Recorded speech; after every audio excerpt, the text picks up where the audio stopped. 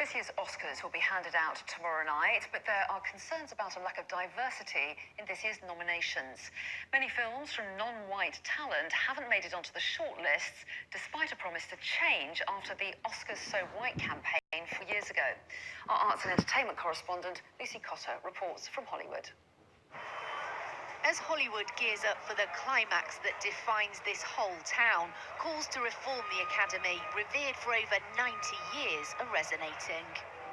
I don't know if you know how extraordinary this is, but you have made it 100 miles to freedom. South London actress Cynthia Erivo's outstanding lead in Harriet is the only performance by a non-white actor to be nominated, prompting a return of the Oscars So White hashtag. Vice President of Sony Animation, nominated for her short, says it's crucial the Academy champions films like hers. It's made by people of color, and it's about things that are very important to us. And there's not a lot of those movies kind of being nominated, but I'm hoping that the more we see it, the more they see the response of this film, then more will sort of get championed, more will get made, and we'll see more. Hair Love is a deeply personal story designed to change perceptions.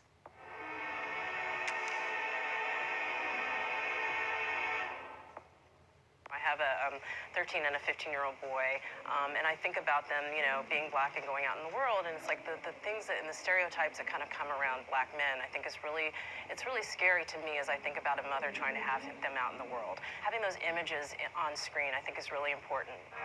It's official, old buddy. I'm a has-been. However, the films that lead the nominations are Once Upon a Time in Hollywood, Joker, The Irishman, and 1917. We've kind of regressed a bit.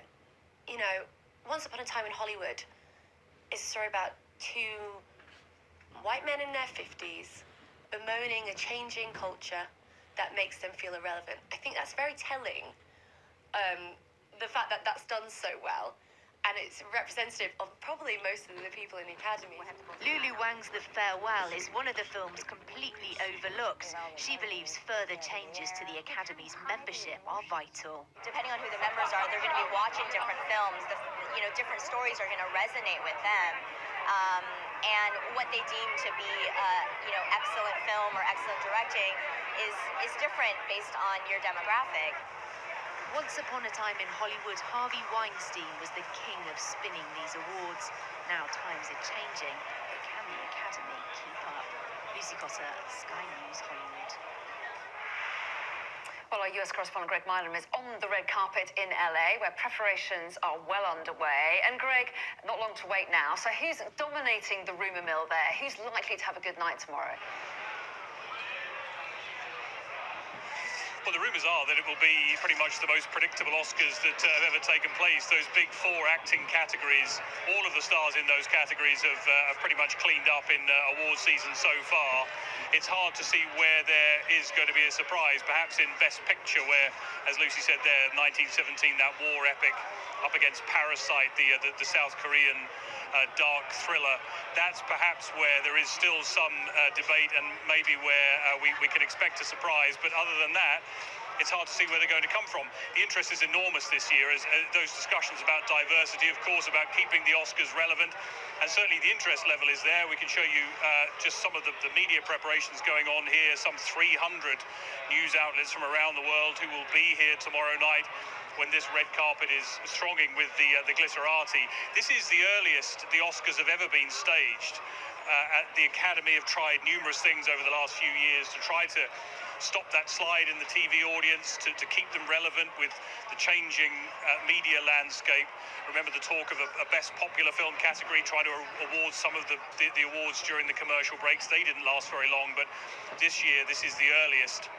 And they hope that a big box office movie like Joker will keep the TV audience watching to see what happens. But those concerns about diversity certain to dominate here on the red carpet with the interviews the stars give, and we wait to see what the speeches on the stage from the winners also will contain, because that question of needing to change Hollywood and needing to address these problems of equality and diversity are as relevant now as they've ever been here in Hollywood, even as they celebrate the big big films and hand out the awards. And one other thing they've got to contend with is the possibility that it will be raining here this time tomorrow, and that is a big concern, of course, for the stars who'll be on this red carpet. I'm sure. Okay, Greg, thanks very much indeed. It's going to be a fascinating one to watch. Well, that was News at 10. Coming up, we've got the press preview for you, taking you through the Sunday papers. This is what's on tomorrow's Sunday Times front page.